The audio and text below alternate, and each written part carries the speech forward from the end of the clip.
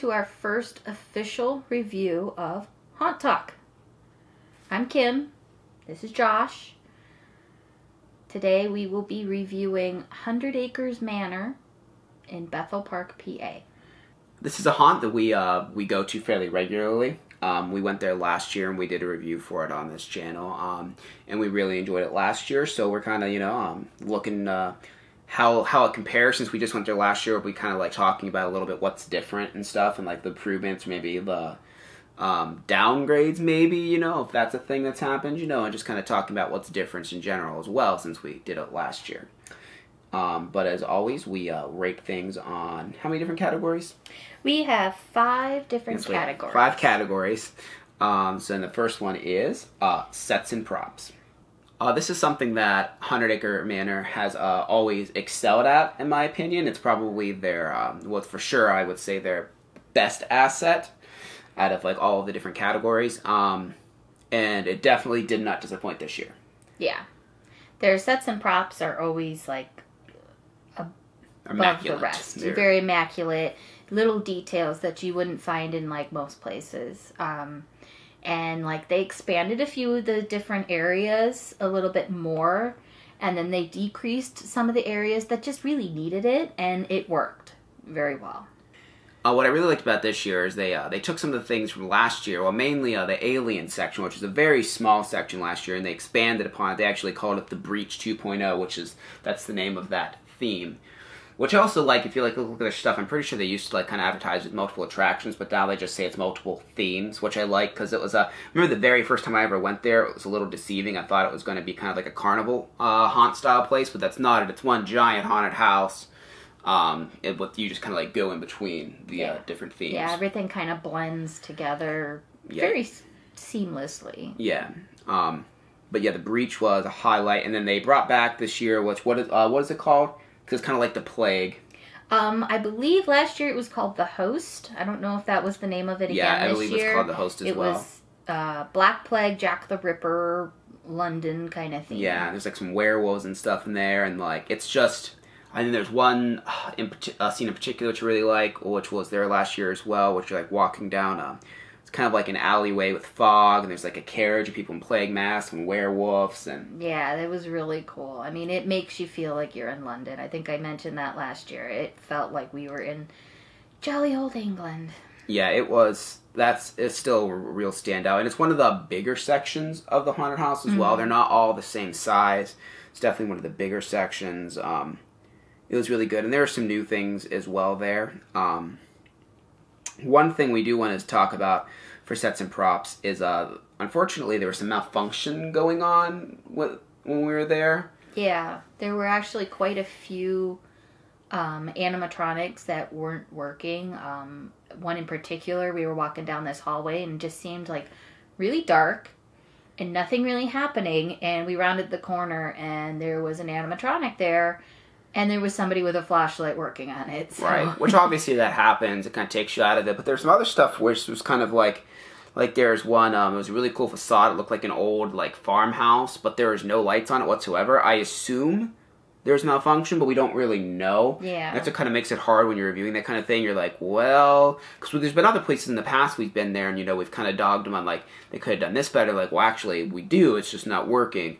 So it's really hard for us to know that, but... Yeah. Overall, it was really cool. And one of the other standouts that was new for this year was, well, there's 2 different things. There's the curse and then there's voodoo. I don't know really. They kind of blend together a little bit. Yeah, they kind of blended Similar together. Themes. As it was like, yeah, because I mean, voodoo is kind of the same kind of stuff. But the curse was like, there was like stuff written on walls. Like it felt like it was creepy. Creepy. There's like a satanic church, like a whole church they built. Oh, That's the satanic church! I forgot about that. With goat people and stuff. So that was actually like sort of shocking. I was like, oh, that was it was pretty intense. And the one other thing that was a big standout is there is a certain room that may or may not move while you're in it, and they expanded. It was there last year, but they expanded upon it this year, and it was really cool what they did to it. I really liked what they did to it. You'll have to see for yourself. I don't want to read it completely for you, but it was really cool, and I liked it. But for the scoring for this section for sets and props, we gave them a 9.5. So a little bit better than last year. Like I said, there was just some that's malfunctioning and some stuff we're not sure if it's malfunctioning. But the place is just fantastic looking, and it's just a blast just to walk through and see the stuff. Yeah. All right, so we're gonna move on to actors. One standout actor that we really want to make a point upon is there was a area, I guess it was like a doll shop, and it had like these creepy dolls and such. Well, the other person that we were with said that the dolls were creepy. Well, she didn't know that there was actually a person in this room as like the proprietor of the doll shop, let's say, and she started yelling at her that her dolls were not creepy and that our friend was creepy. And then she proceeded to tell everybody that was in the line behind us the same thing. Yeah, we could hear her screaming as we were like in the next room. Like, you know what I told her? I told her she's creepy. It was made better by the fact that she did have a British accent, so it was even better. Like, you know, just saying the word creepy with an accent. Creepy. Yeah, she was good. Overall, for actors, we gave them an 8. Yeah. They really, honestly, they need more. Yeah. But the ones they have, they're really good. Yes. Unfortunately, it's just, there's a lot of, we'll touch on more, but there's a lot of dead space, and like this happens a lot with bigger haunts, I've noticed, is like they just can't hire enough people to fill the space, and so there's a lot of just kind of walk around with nothing happening, but we try to just grade, we take that into consideration, and since there wasn't that many to really grade, which is why it's an 8 and not higher, because the ones that were there were really good, but there just wasn't enough to really grade, I guess. Yeah. But like I said, the ones that were there did give solid performances, and they used like unique lines. It wasn't just, you know, like boo or stuff like that. They actually had like a little bit of story tidbits. The ones that spoke would tell you, and because they were costumed very well, the ones that were there were costumed very well. But yeah, just needed more of them, really. All right, moving on. We are going to talk about scare factor. Honestly, not a lot of scares. Yeah, this is the one part that's kind of underwhelming. They said there's definitely some creepy scenes, and a lot of it because, like I said, a lot of the props were down. There weren't many actors. It's still a real fun time to walk through, and there were some that got us. There were some. Yes. Because like I said, the people that were there did give it their all. Yeah. But there was just a lot of dead space this year, more so than I noticed last year. And I mean, we of course went early in the season. We went, I think, their second weekend of opening. But I mean, like, we weren't there, like, real early. Like, we didn't even get into, like, 10-something at night. So, I mean, like, there's a lot of places you could see where someone is supposed to be, or something was supposed to be, or something was supposed to happen, and it just didn't. Mm-hmm. With a haunt that big, I just think that things need to be incorporated a little bit more to make the experience a little bit more consistent. I will give a shout out to the guy that was, I'm not going to spoil it, but he was in the Foggy London Street area. He did scare me and our friend that we went with, and because we thought he was an animatronic, and then he got up and like attacked us. So I do give props to him. I'm sure he'll know who he is and what character it was. I don't want to spoil it because it is a really good scare. But other than that, yeah, there wasn't like, I don't know. It just, I think that haunt is more about the set design and just the spookiness, and like it builds your suspense up. Right. You know? And then, right, just because it wasn't scary enough, I don't feel like I was like ripped off, or I don't feel like I was like upset that I went. It was just kind of like, that wasn't that scary, but like, I mean, every year it's so detailed, but this year, I mean, like there is even like the curse stuff, like there's like spell incantations wrote on the walls, and there's like books, and like so much detail into every single scene. Hopefully those spells aren't real. Yeah, we were kind of wondering, I'm like, I don't know if this is like based on anything or not. It's like written in blood, which was cool. Well, but it does kind of suck, so there's like a lot of missed opportunities, because with a haunt that's that detailed, but there's so much dead space. There's so many more spaces where people could really get you, because like there's so much to focus on. It's real easy for people to just pop out and get you. So I'm like, maybe, let us know in the comments, like, did you go there? Maybe there's more people and you got scared a lot, or maybe you found it more scary than us. But when we were there just didn't seem to be like that many people. I'm not really sure if that's normal. Every time we've been there, it's been kind of that way. Yeah. So I don't know if maybe other people have experienced things different. But that brings us to, I guess, the score of it. For scare factor, we gave 100 Acres Manor a 7. Right. Because like I said, scenes and all that, very creepy. I mean, really creepy looking, and the actors there did give us a good scare. Same with the animatronics are working, There was actually a couple of animatronics kind of like, they kind of came at me and I wasn't expecting them. Yeah. They're just, it just sucks that we didn't get to, there was a good few that we didn't actually get to see. But that brings us to our last category, which is value. It's $20 a ticket.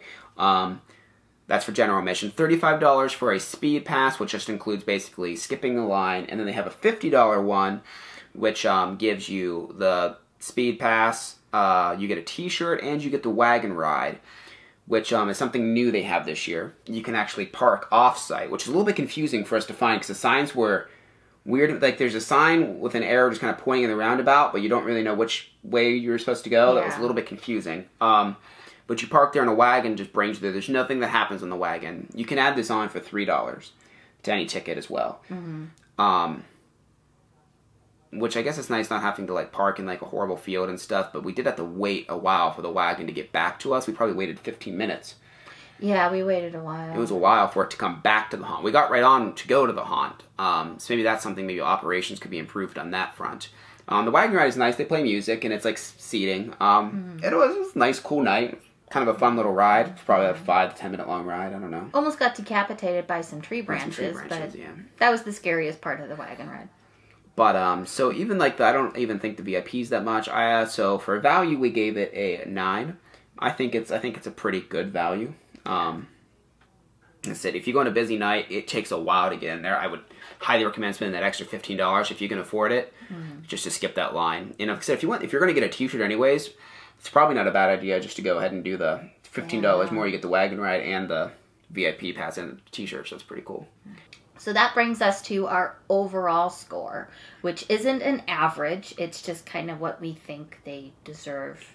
Right. So, for example, something get a really low category, but that might not affect the way we felt about the whole experience overall. Yeah. So, for overall, we gave them a 9. Yep. This is the same they got last year. We feel like a couple things were improved last year. We do like some of the theming better this year, but not improved enough to really we feel like raise a score. Because 9's already really high. 0.5 and 10 is the only thing that's higher. And those are pretty coveted. The haunt is still great. If you were there last year, just go this year again. They've changed up a lot, like they always do. It's been worth it to go every year. Yeah, I don't know. I think it's really good. Yeah. I highly recommend going out to this one. And there's a bunch of other ones out in that area. Yeah. It is near Pittsburgh, so you've got a lot of places around that area. We did try to go to another haunt that night, but the timing did not work out. So, we're hoping to get back to it, maybe. Yeah. But, if you start early enough, and if you do get, the VIP passes, the fast passes or whatever, you probably could hit a couple of haunts that night in that area. For sure. Don't forget, become a patron of our Patreon. We are trying to raise some money so we can go to more bigger and better places. There are an incentive if you do pledge. We plan on trying to do some more fun things for you guys. We'd like to expand this video series to more than just haunted houses. We'd like to do, conventions or events that happen throughout the year, horror news, if there's any cool movies coming out, things like that. And with help, it'll let us travel and do even more places and stuff like that. So just consider doing that. We also have a Facebook that's completely dedicated to just Haunt Talk itself now, which the links for all of these things will be in the description below. Yes. But that does it for this episode, guys. Thank you very much for watching. Bye.